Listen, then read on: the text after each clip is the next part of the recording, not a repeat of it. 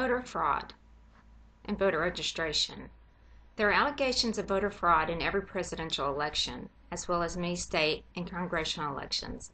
These allegations usually involve people voting illegally by not being registered to vote,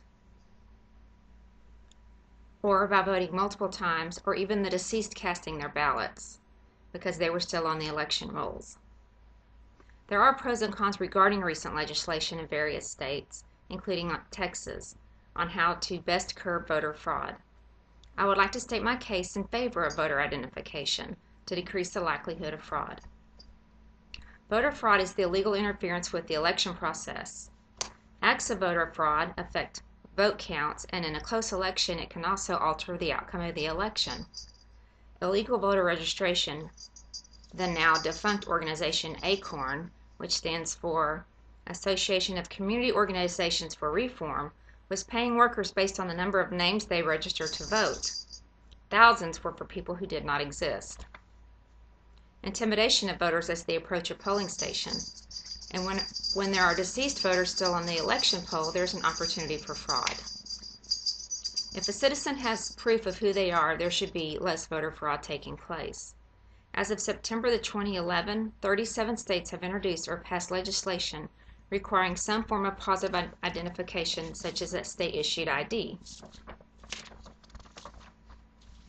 The Supreme Court ruled issuing an ID has to be free to the eligible voter.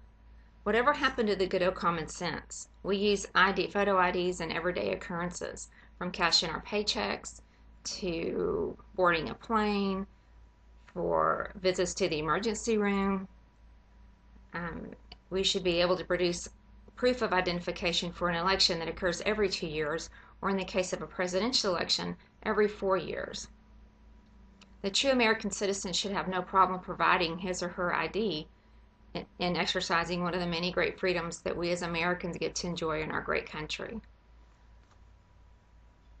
Like I said, I am for ID when you have to go vote. I mean, you have to show your driver's license anyway. You have to have some kind of identification. Even when we start from little bitty kids in school, we get issued an ID. We get issued school IDs. We get issued name badges when we go to work. We have IDs. In my opinion, and if we want to cut down on voter fraud, we should have a state-issued ID card so we can vote.